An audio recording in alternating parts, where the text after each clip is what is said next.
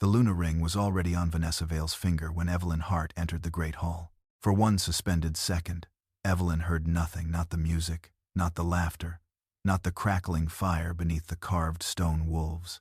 Her gaze fixed on the silver band wrapped around Vanessa's hand, on the ancient moonstone that had rested against Evelyn's skin for 8 years. The gem should have glowed blue. Instead, it darkened like ink beneath glass. Vanessa quickly folded her fingers over it. At the center of the hall, Alpha Mason Reed stood beside her in ceremonial black. The silver crest of Greyhaven gleamed across his chest. Behind them, 12 council witnesses waited beneath a crimson banner, their expressions solemn enough to imitate honor. Evelyn still held the defensive maps Mason had requested that morning. "Evelyn," Mason said. "Not my Luna, not my mate, just her name," spoken like an inconvenience that had arrived before he was ready. Every face in the hall turned toward her. Warriors she had fed through 3 brutal winters. Mothers whose children she had moved out of the eastern villages before the last border raid. Elders who had praised her judgment in private and questioned her bloodline in public. No one moved. Evelyn looked at Mason. "How long?" His jaw tightened. "This is not how I wanted you to learn. That was not my question." Vanessa's pale eyes lowered with practiced fragility. Her free hand rested against Mason's sleeve as though she needed his strength to remain standing. Mason took 1 step forward. "Red Hollow will send 400 soldiers to reinforce our eastern border." Alpha Garrett demanded a binding alliance. And the price was my title? The price was stability. The words struck harder because he believed them.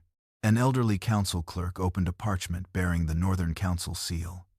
"By agreement of Alpha Mason Reed and Alpha Garrett Vale, Lady Vanessa Vale shall be recognized as Luna Designate of Greyhaven." Luna Designate. The title rolled across the room like poison poured into wine. The clerk continued. "Former Luna Evelyn Hart has voluntarily withdrawn from succession duties due to her inability to produce an heir." A murmur moved through the gathered wolves. Evelyn felt the medical file hidden beneath her coat press against her ribs. Only that afternoon, she had planned to tell Mason that the healer had detected a second heartbeat. 6 weeks. Their child was 6 weeks old. Mason's eyes flickered toward her stomach, then away. He did not know. Worse, he had signed the lie without asking whether it was true. Evelyn placed the maps on the nearest banquet table. "You told them I was barren?" Mason lowered his voice. The council required an explanation the pack would accept. The pack would have accepted the truth. The truth would cause unrest. "No." Evelyn's voice remained quiet, but several wolves nearest her lowered their eyes. "The truth would cause consequences." Vanessa stepped forward. "I never wanted to hurt you." Evelyn looked at the moonstone ring. For an instant, the blackness inside it pulsed. "You are wearing a woman's oath while standing inside her home," Evelyn said. "Do not insult me by pretending you came here unwillingly." Vanessa recoiled as if struck. Mason's alpha aura expanded through the hall, hot and commanding. "Enough." Pain twisted through Evelyn's mate mark. Her wolf recoiled, confused by the force used against her. Mason held out his hand. "Give me the royal seal. Vanessa will assume the Luna's administrative responsibilities immediately." Evelyn reached into her leather case and removed the Greyhaven Luna seal, carved from white bone and capped with silver. 8 years of authority rested in her palm. She set it on the table. Then she pulled the thick pack ledger against her chest. Mason's gaze sharpened. "The ledger stays. The public copy is in my office. That is the original." Yes, Evelyn. She finally understood what he had expected. Anger, perhaps. Tears, certainly. But beneath both, obedience. He had believed she would remain useful after he made her invisible. Evelyn turned toward the council clerk and took the betrothal notice from his hands. The parchment tore cleanly down the center. Gasps broke across the hall. "Under the ancient law of broken crown," she said, each word carrying to the stone rafters. "A bonded Luna whose mate offers her title and sacred symbol to another may depart without rogue status, forfeiture, or pursuit." Mason went still. Vanessa's fingers tightened around the darkened ring. "You cannot invoke that law," Mason said. "The transfer has not been completed." Evelyn looked directly at him. "You placed my ring on her hand. I did it for Greyhaven, and now Greyhaven can live with your choice." She removed the silver clasp covering her mate mark. The crescent-shaped scar at her neck burned red before the entire pack. Mason's face changed at last. Not regret. Fear. Evelyn stepped backward, keeping the ledger in her grasp. Do not send anyone after me. You will not survive outside the border while the bond is intact. Then perhaps you should have remembered the bond before replacing me. She turned and walked through the silent wolves. No one stopped her. Behind her, Mason called her name once, but she did not slow. Only when the great doors closed did Evelyn open the ledger beneath the empty corridor lamps. One payment entry had been marked with a seal she had seen only in forbidden royal archives. The royal grain seal, a seal that had been missing for 10 years. And beneath it was Mason's signature.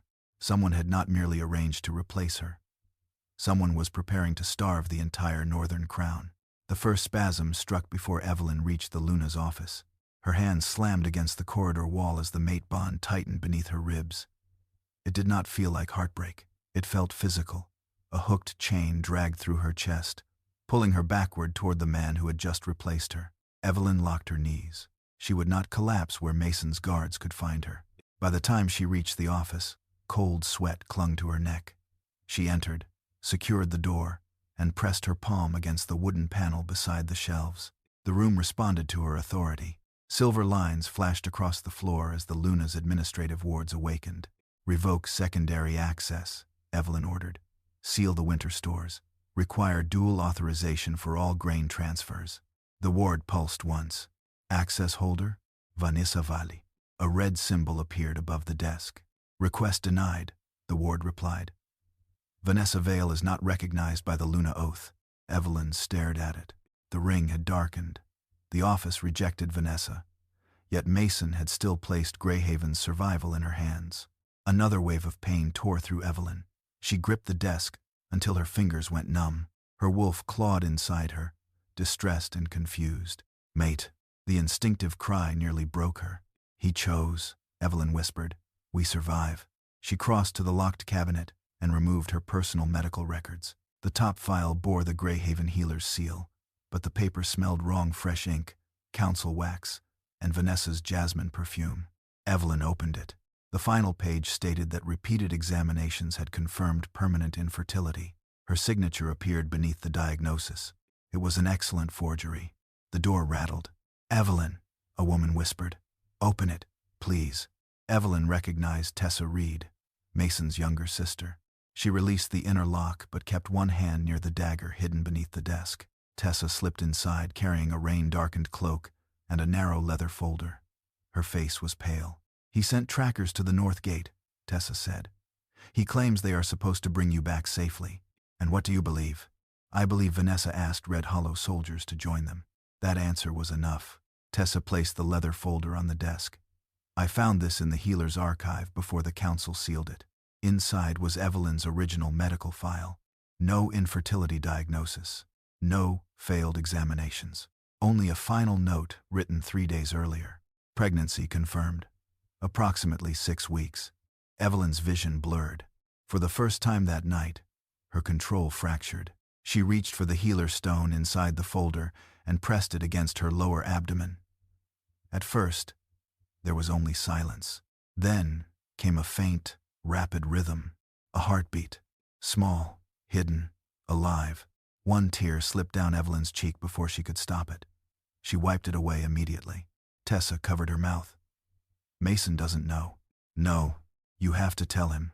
Evelyn looked at the forged report. He signed a notice announcing that I was barren without asking me whether it was true. He was pressured. So was I. The distant toll of the security bell echoed through the pack house. Once, twice, a third time meant internal detention. Tessa's eyes widened. They are sealing the gates.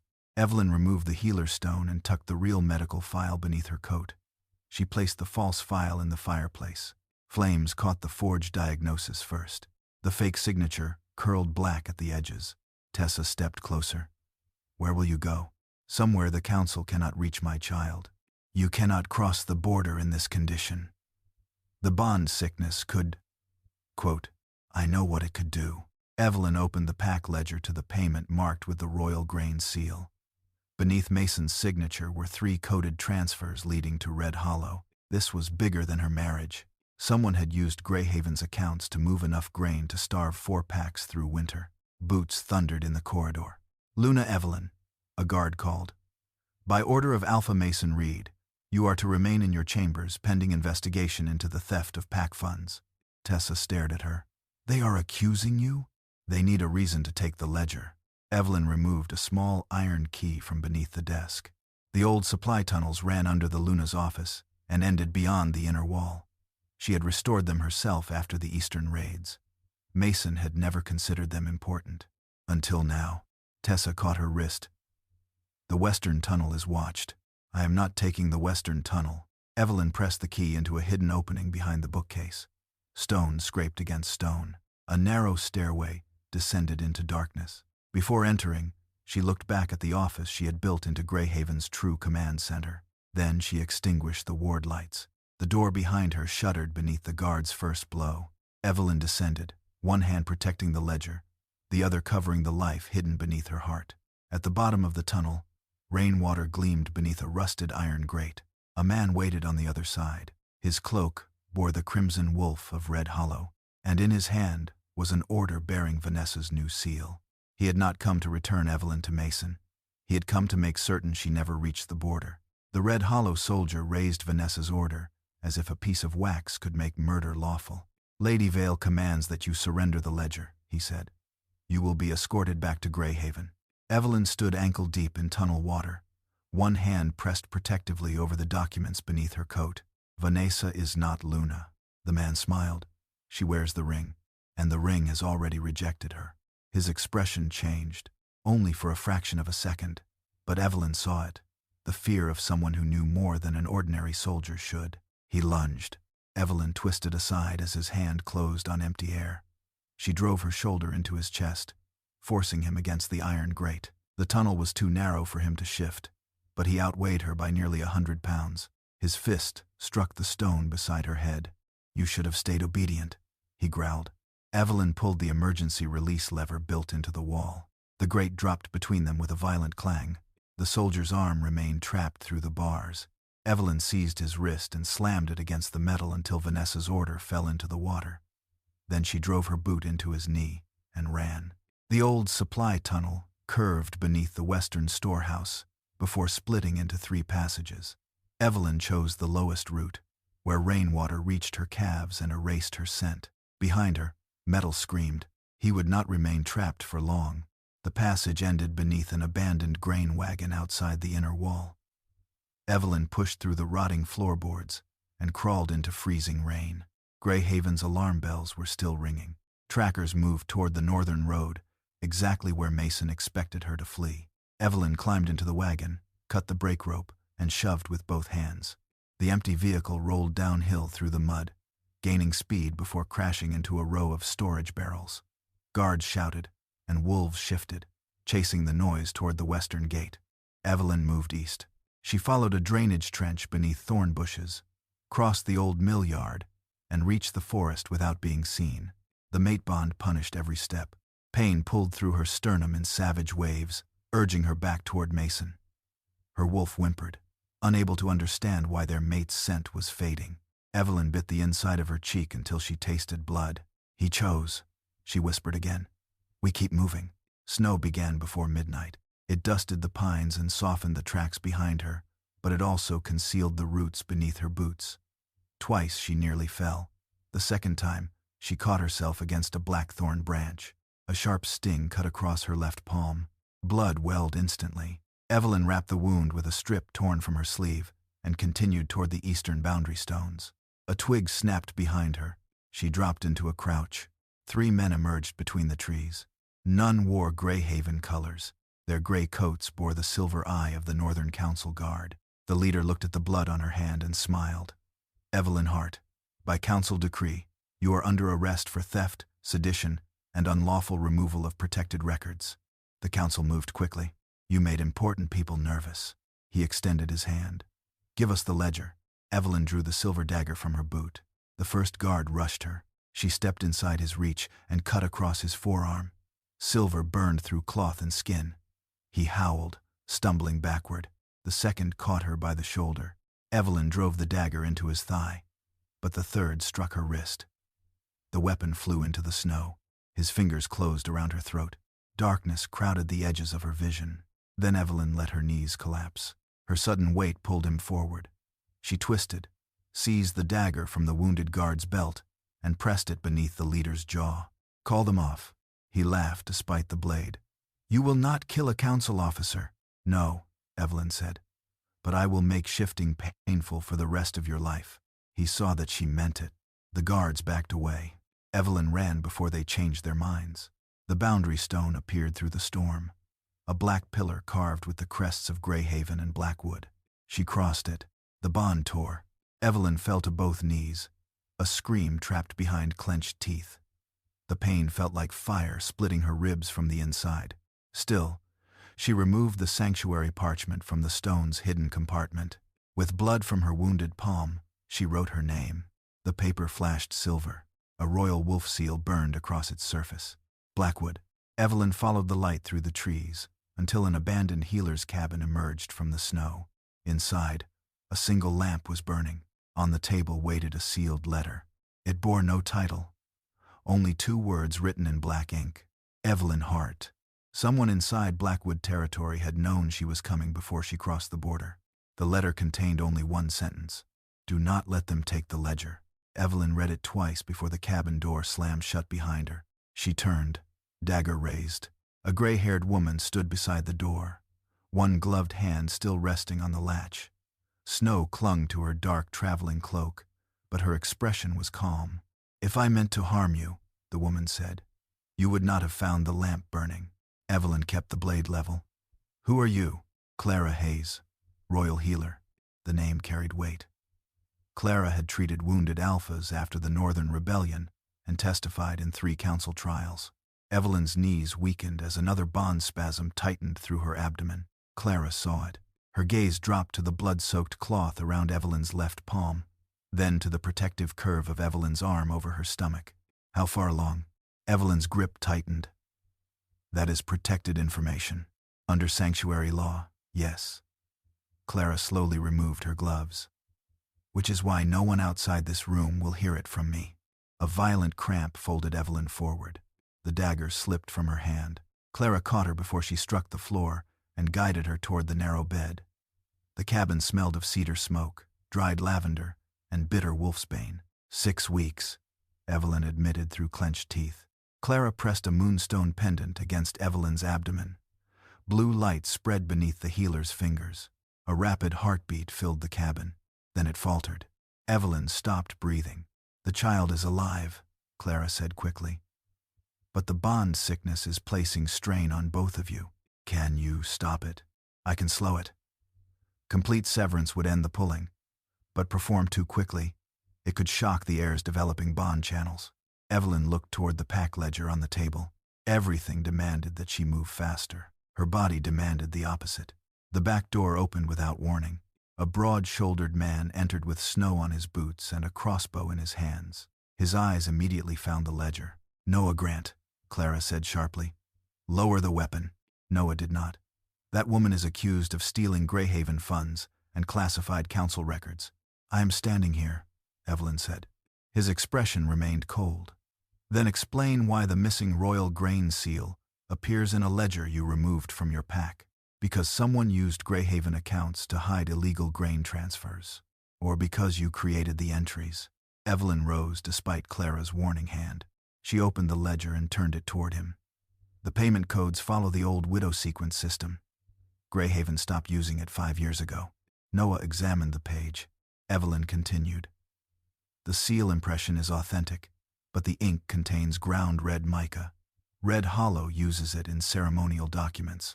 His eyes narrowed. Before he could answer, something scraped across the cabin roof. Clara extinguished the lamp.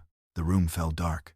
A silver-tipped bolt punched through the window and buried itself in the opposite wall.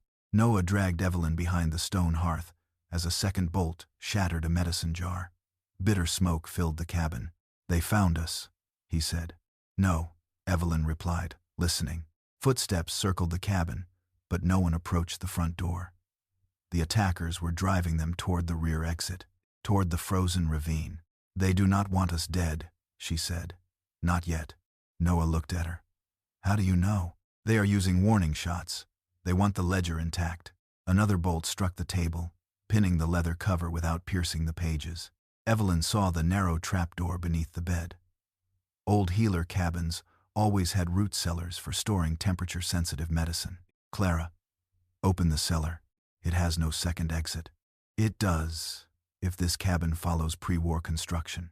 Evelyn overturned the bed while Noah fired through the broken window. Clara pulled the iron ring, revealing a ladder descending into darkness. They climbed down as the front door splintered. The cellar smelled of earth and mold. Evelyn felt along the stone wall until her wounded palm found a cold metal latch. A section of masonry opened into a drainage tunnel. Noah stared at her. How did you know? I rebuilt Greyhaven's shelters from the same royal plans. They crawled through the passage as boots thundered above them. Halfway to the forest, Evelyn stopped. Her hand went to the ledger. One page near the center had been cut out with surgical precision. Not torn during the attack. Removed earlier. She remembered Vanessa alone inside the Luna's office on the night of the winter audit, smiling as she offered to organize the records. Evelyn looked back toward the burning cabin. Vanessa had not merely forged the ledger.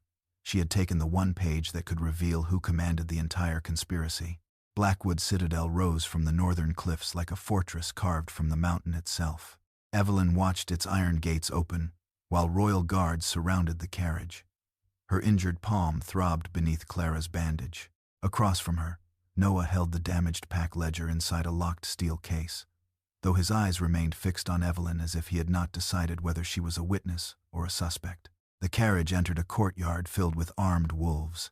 One man stood alone at the top of the stone steps. Alpha King Rowan Blackwood wore no crown. He needed none. His black coat was plain, but the authority surrounding him pressed against every wolf in the courtyard. Guards lowered their heads before he spoke. His gray eyes settled on Evelyn. Evelyn Hart. She stepped down without assistance. Your Majesty, I have been looking for you for 2 years. Noah glanced sharply at him.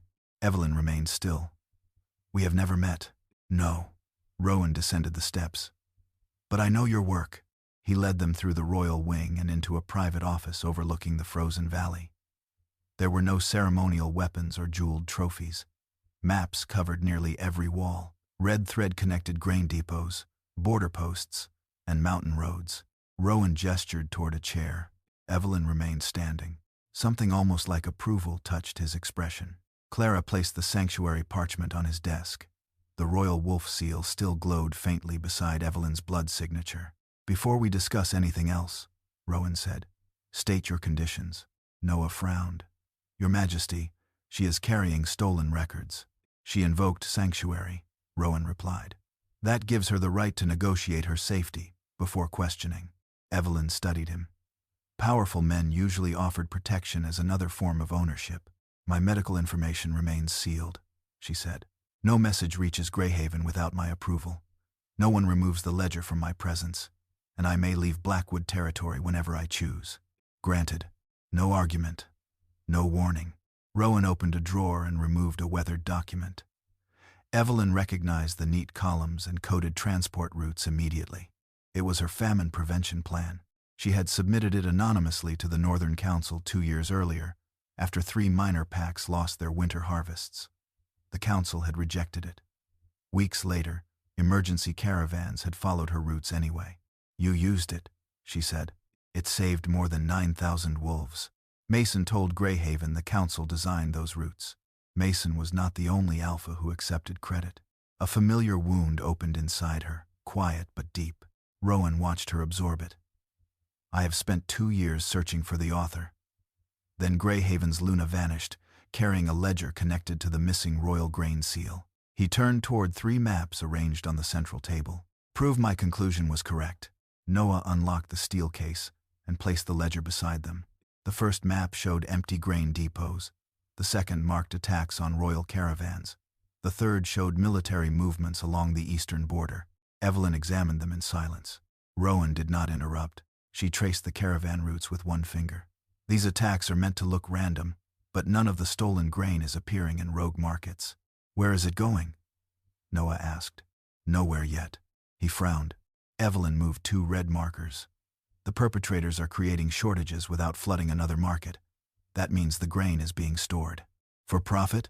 Rowan asked. For leverage. When winter closes the mountain passes, 4 packs will beg the council for emergency supplies. Whoever controls the hidden stores will control their votes. Rowan's gaze sharpened. Which depot? Evelyn compared the old widow sequence codes in the ledger with the military routes. The missing page left a gap, but the remaining numbers repeated every 7th transfer. She followed the pattern across the map. Her finger stopped over Greyhaven, the Eastern Reserve beneath our military granary. Noah swore quietly. That facility holds weapons, not food, he said. Officially, a sudden warmth passed through the sanctuary parchment. 2 pulses appeared beneath Evelyn's blood signature, one strong, one faint. Rowan looked at the parchment, then at her stomach. Evelyn's body went rigid. Clara stepped between them. That information is protected under healer law. It will remain protected, Rowan said. He folded the parchment without asking a question. Evelyn searched his face for calculation, excitement, or the possessive hunger powerful alphas displayed when an heir became valuable. She found only restraint. No one in this citadel will speak of it, Rowan said. Not even to Mason Reed. For the first time since leaving Greyhaven, Evelyn's shoulders loosened. Rowan placed a black royal seal beside the maps. I did not bring you here to rescue you, he said. In 10 days, the council will vote to seize control of every northern supply route. If they succeed, war follows. And you believe I can stop it. I believe you already found the first battlefield. Evelyn looked again at the red marker beneath Greyhaven's military granary. The ledger entry beside it carried a transfer date scheduled for the next new moon. 3 nights away, the conspiracy's largest hidden grain depot was buried beneath the home Evelyn had just escaped. The explosion came 12 minutes after Evelyn ordered the royal convoy off Frost River Bridge. A column of fire tore through the eastern supports, lifting stone and ice into the gray morning sky. The bridge folded at its center and crashed into the river below, dragging 2 empty scout wagons with it. From the northern ridge, Rowan watched the destruction in silence. Commander Holt turned toward Evelyn, his face drained of color. An hour earlier, he had called her diversion an unnecessary delay. How did you know? He asked. Evelyn kept her gaze on the smoke rising above the frozen gorge. The attack reports showed damage to wheels, axles, and drivers, never to the grain itself. Noah stood beside the locked wagon containing the pack ledger. They wanted the previous caravan stopped, not destroyed. They were training the royal guards to expect ambushes on the road. Evelyn pointed toward the shattered bridge. Today they planned to trap the entire convoy above the river and collect the cargo afterward. Rowan looked at the 30 grain wagons waiting beneath the trees. Their supplies could feed 2 northern packs for a month. Alternative route? He asked. Evelyn unfolded an old mining map across the hood of the lead carriage. Snow gathered along its edges. There is a ventilation tunnel beneath the west ridge. It opens 6 miles beyond the river. Holt shook his head. The Greystone mine collapsed 20 years ago. The main shaft collapsed. The ore passage remained open because Greyhaven merchants used it for winter smuggling before Mason closed the route. You are asking me to send 30 wagons underground, based on criminal records. I am asking you to choose between a tunnel I have studied and a bridge that no longer exists. Rowan's mouth almost curved. Halt, he said. Move the convoy. No further argument followed.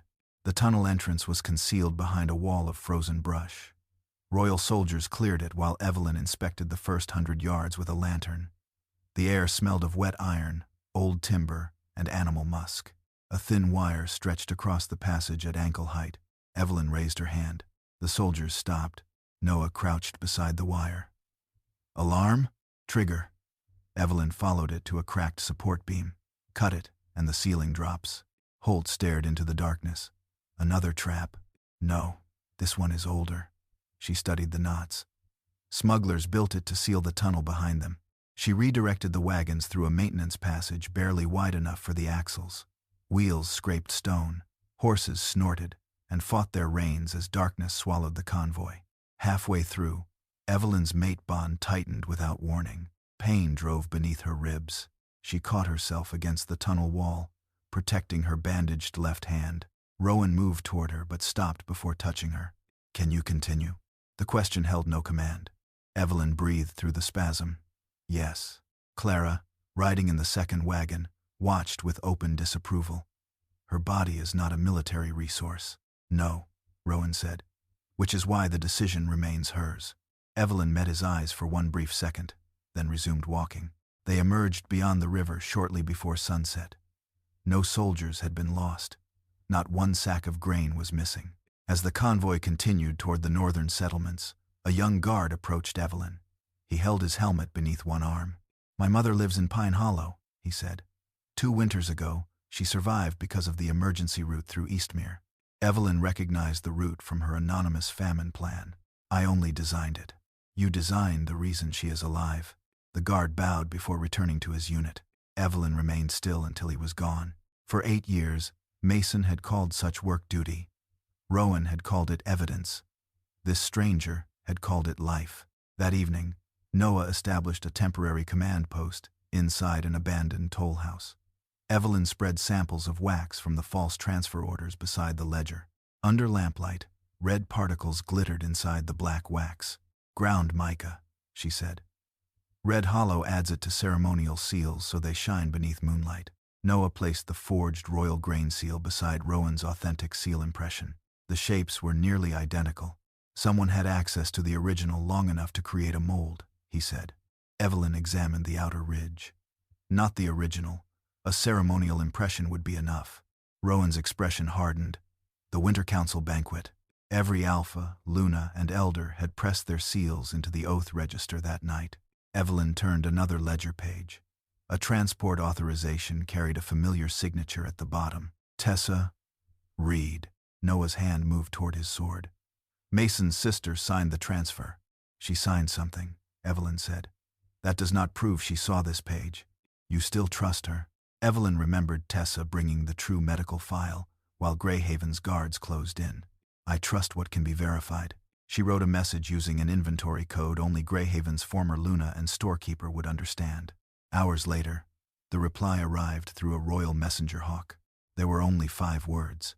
"Vanessa is searching for the child." Someone in Greyhaven knew Evelyn was pregnant and had already told the fake Luna. The Luna ring burned Vanessa during the morning council meeting. She gasped and jerked her hand beneath the table, but not before Mason saw smoke curl from the moonstone. "What happened?" he asked. "Nothing." Vanessa forced a smile.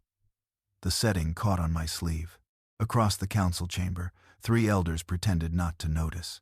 Mason noticed everything now. The ring had never glowed blue for Vanessa. Its stone remained cloudy during ceremonies, darkened whenever she signed a decree, and heated whenever she entered Evelyn's former office. He had told himself the ancient magic needed time. Greyhaven no longer had time. "Report," Mason ordered. The quartermaster stood with a stack of empty inventory sheets. "The eastern granary contains less than 9 days of grain." Vanessa straightened. "That is impossible. You authorized 3 emergency transfers. I signed the papers placed before me." Mason looked at her. "A Luna does not merely sign." Her cheeks flushed. The chamber doors opened, and 2 healers entered carrying a feverish Omega child between them. "We need winter root," one healer said. "The lower district has none." Vanessa glanced toward the elders. "Medical distribution is not a council matter. It became one when your order redirected the medicine wagons to Red Hollow," the quartermaster replied. "I was told their soldiers needed supplies. Their soldiers are not coughing blood in our streets." The child whimpered. Mason's wolf recoiled at the sound. For years, problems like this had never reached his council table. Stores had been replenished before shortages became visible. He had mistaken absence of crisis for simplicity. Evelyn had made chaos look effortless. Mason rose. "Release medicine from the Royal Reserve." The quartermaster swallowed. "There is no Royal Reserve." Silence settled over the chamber. Mason walked to Evelyn's former office and forced the door open after the wards rejected Vanessa again. The room smelled faintly of burned paper. Her desk had been emptied, but the lower cabinet still contained old financial records. Mason pulled out a bundle tied with blue thread. Personal account statements. At first, he did not understand why Evelyn's private funds appeared beside Greyhaven supply invoices. Then he saw the dates. First winter famine, Eastern flood, border quarantine. Each time pack funds had fallen short. Evelyn had paid the difference herself. She had sold her mother's jewelry to purchase medicine. She had emptied her inheritance to keep the orphan house heated. At the bottom of the bundle lay a note in her handwriting. "Do not inform Mason. He already carries enough." His hand tightened around the paper. She had protected his pride even while financing his rule. A soft click came from the doorway. Tessa stood there holding a small crystal disc. "You should see this before Vanessa destroys it," she said. Mason's expression hardened. "Where did you get it?" "Security archive." She placed the crystal on Evelyn's desk and pressed its center. Blue light filled the room. A memory appeared above the surface. Vanessa entered the Luna's office on the night of the winter audit. Elder Silas followed. He carried the pack ledger beneath one arm. Vanessa removed a page while Silas replaced several others. Then Mason's own voice sounded from beyond the recording. He had been standing outside the door. Silas opened it. "The healer report may not be reliable," the elder had warned. "But Red Hollow will withdraw unless you sign tonight."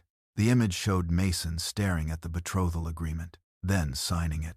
The memory vanished. Tessa looked at him with open disgust. "You knew there was doubt." Mason could not answer. He remembered the pressure, the border reports, the council's threats. He remembered telling himself he would investigate later. Later had come after Evelyn's public humiliation. A wooden box sat behind the crystal disc. "What is that?" he asked. Tessa's anger softened into grief. "I found it in Evelyn's wardrobe." Inside was a tiny silver cup engraved with the Greyhaven crest. "For our child," the inscription read. Mason stopped breathing. "She was going to tell you after the ceremony," Tessa said. The mate bond convulsed inside him so violently that he gripped the desk. Vanessa appeared in the doorway holding a medical report. "She wanted you to find that," Vanessa said, "because the child is not yours." Mason lifted his head slowly. She placed the document before him. According to the report, Evelyn had conceived during Mason's diplomatic absence. The dates aligned, too perfectly. Mason looked at the signature, then at Vanessa's burned hand. For the first time, he did not believe the paper. "I am going to Blackwood," he said. Vanessa's face lost all color. That night, as Mason rode beyond Greyhaven's gates, Vanessa watched from the tower window. Then she turned to the waiting council captain. "Bring Evelyn back alive," she ordered. "Before the new moon." The captain bowed. Vanessa closed her blistered fingers around the blackened Luna ring. If Evelyn reached the royal court with that child, Vanessa would lose far more than a title. Mason arrived at Blackwood Citadel before dawn, carrying the false medical report inside his coat, and 8 years of regret beneath his ribs. The royal guard stopped him at the iron gates. "I am Alpha Mason Reed, of Greyhaven." "We know who you are," Noah Grant replied from the steps. "That is why you will surrender your weapons." Mason's wolf bristled, but he unbuckled his sword. He had come to demand answers. Then he saw Evelyn through the open doors of the strategy chamber. She stood beside a table covered in maps, her dark hair tied back, her bandaged left hand resting near a line of red markers. Royal commanders listened while she explained how the council had manipulated grain shortages to control northern votes. No one interrupted her. No one called her difficult. Rowan Blackwood stood at her side, not in front of her. Something twisted inside Mason that had nothing to do with the damaged mate bond. He had spent years telling Evelyn to soften her voice, shorten her reports, and let him present her ideas. Here, an Alpha King listened. Evelyn looked toward the doorway. The room went silent. Mason took one step forward. "We need to speak." "No," she said. The refusal struck harder than a shouted accusation. "This concerns Greyhaven." "Then speak before the people whose lives Greyhaven endangered." His gaze dropped briefly toward her stomach. Evelyn noticed. Her posture changed at once, one hand moving protectively beneath the edge of the table. Mason removed the medical report. "Vanessa claims the child is not mine." Rowan's aura darkened, but Evelyn lifted her hand. "This is my answer to give." Clara entered, carrying a narrow silver case. She opened it and removed 2 blood crystals. "Under protected air law," she said, "blood resonance may establish parentage without revealing private medical details." Evelyn extended one finger. Clara took a single drop of blood. Mason did the same. The crystals touched. Blue light surged between them, forming the crest of Greyhaven above a smaller heartbeat of gold. Mason's knees nearly failed. "My child." Evelyn's expression did not soften. "My child first." He looked at her, finally understanding the distance between those two statements. I would never harm the baby. You signed a decree declaring the baby's mother barren. I believed the council. You were warned the report might be false. Mason closed his eyes. There was no defense that did not become another insult. I was afraid Red Hollow would abandon the border, he said. I chose the army over the investigation. You chose certainty for yourself over dignity for me. Yes. The word left him raw. Before either could speak again, the chamber doors opened. Tessa staggered inside between two royal guards, blood staining her sleeve. In both hands, she carried the Luna ring wrapped in black cloth. Vanessa tried to destroy it, she said. The moonstone beneath the cloth pulsed like a trapped heart. Rowan ordered the doors sealed. Tessa placed the ring on the map table. The moment Evelyn approached, the blackness inside the stone dissolved into blue fire. An image rose above it. Vanessa stood inside Greyhaven's Luna office, with Elder Silas and Alpha Garrett Vale. The false medical report will remove Evelyn, Silas said. Garrett adjusted the royal grain seal mold in his hand. And once my daughter controls Greyhaven's granary, the northern packs will either submit or starve. Vanessa stared at the Luna ring lying on the desk. And Mason? Silas smiled. He will sign whatever keeps him from looking weak. The memory shifted. Mason appeared outside the office. Silas warned him that Evelyn's diagnosis was uncertain. Mason signed the betrothal pact anyway. The image vanished. No one looked at him. Evelyn did.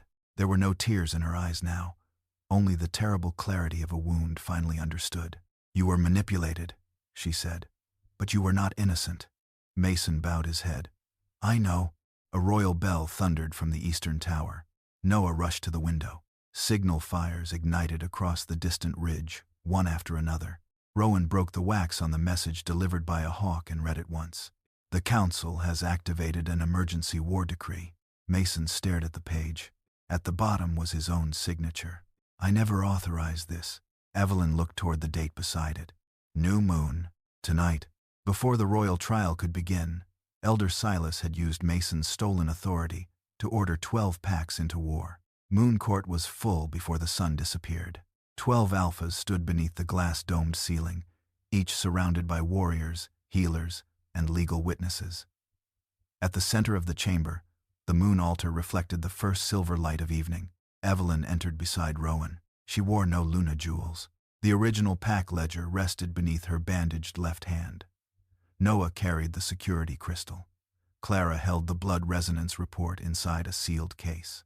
Tessa walked behind them with the Luna ring wrapped in black cloth. Across the court, Vanessa stood between Alpha Garrett Vale and Elder Silas Mercer. The burn from the ring had spread across her fingers like black vines. Mason stood alone. For the first time since Evelyn had known him, he wore no Alpha crest. Silas raised the forged war decree. Evelyn Hart is charged with stealing protected records, sabotaging Greyhaven's supply system, and conspiring with Alpha King Rowan Blackwood to remove the Northern Council. Murmurs moved through the gallery. Evelyn stopped before the altar. Then begin with the records. Silas smiled thinly. You admit taking them? I removed evidence from people actively destroying it. You had no authority. Under the ancient law of Broken Crown, I retained full legal protection from the moment Mason placed my Luna ring on another woman's hand. Vanessa lifted her chin. The transfer was lawful. Evelyn looked at the dark burns across her skin, then let the ring testify. The words silenced the chamber. Tessa placed the wrapped ring on the moon altar. Vanessa stepped backward. Garrett caught her arm. Stand still. Evelyn opened the original ledger and laid 3 documents beside it. The council claims Greyhaven lost grain because I mismanaged its reserves. These are the transfer authorizations used to move that grain. Silas gestured dismissively. They bear your pack's seal.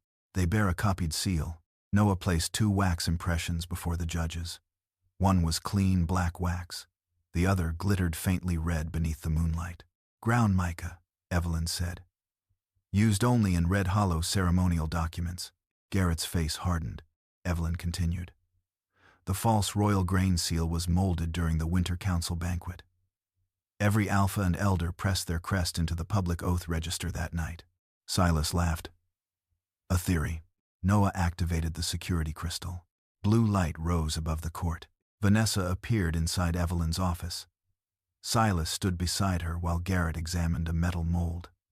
The recording showed them replacing ledger pages and discussing the hidden grain stores beneath Greyhaven. Vanessa's voice echoed through the chamber. Once the Northern Packs are hungry, they will sign anything. The image vanished. Several alphas began shouting. Silas raised his voice above them. A manipulated memory. Blackwood controls the crystal archives. Then examine the war decree, Evelyn said. Rowan placed it on the altar.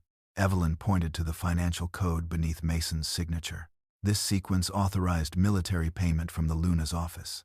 I stopped using it 4 years ago. Vanessa restored it after taking my title. Vanessa's breathing quickened. Mason gave me access. The Luna wards rejected you. Mason stepped forward. That is true. Every eye turned toward him. His voice carried across the court without command or pride. I placed the ring on Vanessa's hand. I signed the betrothal agreement after being warned Evelyn's medical report might be false. I allowed fear of Red Hollow to outweigh my duty to investigate. Vanessa stared at him. You cannot do this. I already did worse. Mason faced the assembled pack leaders. Evelyn did not betray Greyhaven. I betrayed her. The confession struck the court harder than any alpha roar. Silas moved suddenly. He seized Clara and pressed a silver blade against her throat. Open the eastern doors, he ordered, or the healer dies. Garrett grabbed Evelyn from behind, locking one arm across her chest. Rowan's wolf surged beneath his skin. Evelyn remained still. You chose the eastern doors, she said. Silas frowned. They lead to the old defense corridor. Evelyn stamped her heel against the third moonstone tile. Iron barriers crashed over every exit. Hidden silver chains shot from the walls, wrapping around Silas's wrists and pulling him away from Clara. Garrett shifted, but the floor beneath him opened. He fell into the restraint pit Evelyn had activated from Greyhaven's original royal plans. Royal guards surrounded Vanessa. No, she whispered. I am Luna. Evelyn uncovered the ring. Moonlight struck the stone. The blackness vanished. Blue fire exploded through the chamber and wrapped around Vanessa's false mate mark. She screamed as the mark burned away, revealing Silas's blood ink beneath it. The ring projected its oath memory above the altar. Every bargain, every forged report, every plan to starve the Northern Packs. When the memory ended, 12 alphas lowered their heads to Evelyn. Rowan drew the ancient severance blade and placed it in her hand. Mason stepped before her and knelt. He did not ask her to forgive him. He did not ask her to return. My life and my title are subject to your judgment, he said. Evelyn looked at the blade, then at the man the moon goddess had once chosen for her. The traitors had been exposed, but the final verdict belonged to the woman they had tried to erase. The severance blade felt colder than silver should. Evelyn held it beneath the moon court's glass ceiling, while Mason remained on one knee before her. The mate bond stretched between them, damaged but alive, carrying the last echoes of 8 years, shared winters, border victories, quiet mornings, and the moment he had placed her ring on another woman's hand. No one spoke.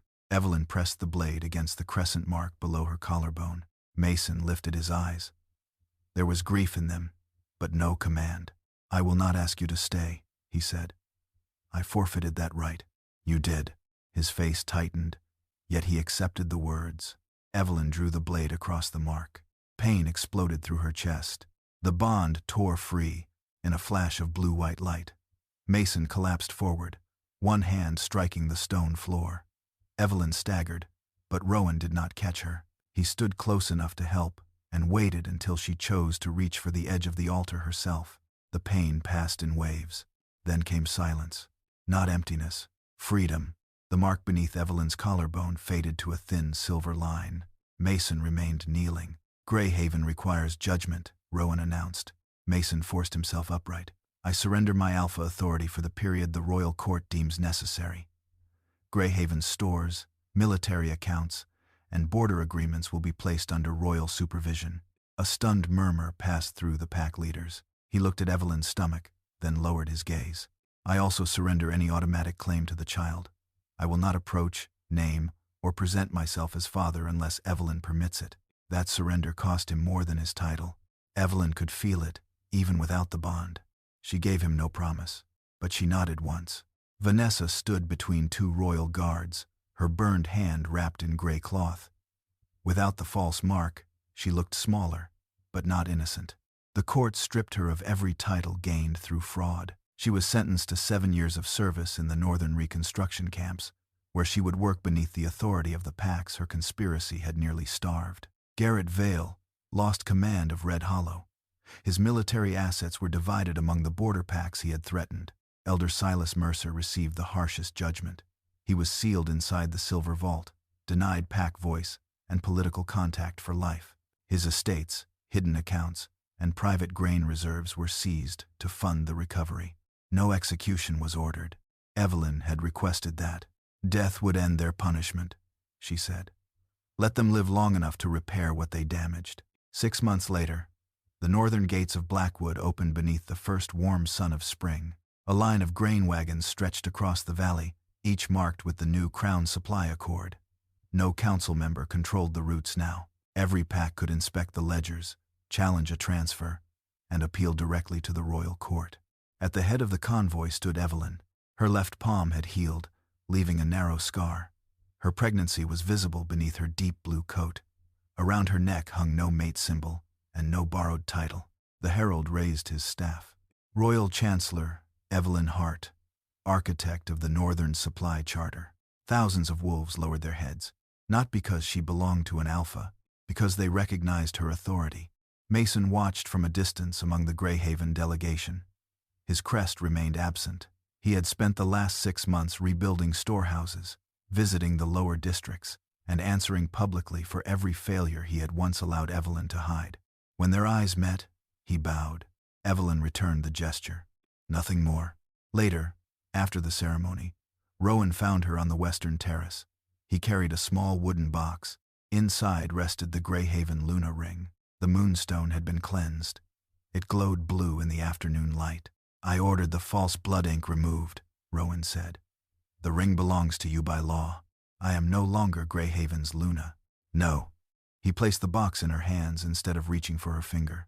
You may keep it, melt it down, return it, or throw it into the river.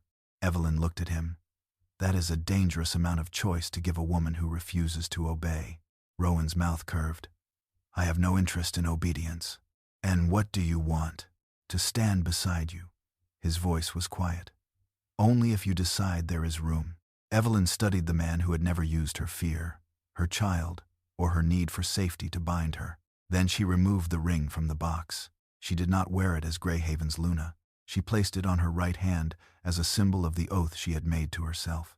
Can you stand beside a woman who will challenge you in front of your own council? She asked. I would be disappointed if you did not. Evelyn offered him her hand. Rowan took it because she had chosen to extend it. Below them, the grain wagons rolled through the gates toward 12 waiting packs. For the first time in her life, the ring on Evelyn's hand did not declare who owned her. It marked the place she had chosen to stand. If Evelyn's journey stayed with you, leave the word, dignity, in the comments. Walking away is not always defeat. Sometimes, it is the first step toward the life that should have been yours all along. So, Evelyn's story has finally reached its quiet place. Are you still here with me? Then maybe you understood why her greatest victory was not the title, the court, or even the man who chose to stand beside her. It was the moment she stopped asking people to see her value and started living as if she already knew it. She was betrayed. She was misunderstood. She was publicly replaced by people who expected her to cry, beg, and remain useful after they humiliated her. But Evelyn did something far more powerful. She left, not because leaving was painless, but because staying would have cost her dignity. Life rarely gives us control over who disappoints us, lies about us, or fails to recognize what we have done for them. What we do control is whether we let their choices become our identity. Evelyn could not change Mason's decision. She could only choose what kind of woman would walk away from it. And yes, rebuilding your life is rarely glamorous. There are usually fewer royal carriages and more awkward mornings with cold coffee. But choosing yourself still matters. If Evelyn's strength spoke to you, leave one word in the comments. Dignity. And if this story stayed with you, please like, share, and subscribe. It may be exactly what someone else needs to hear today.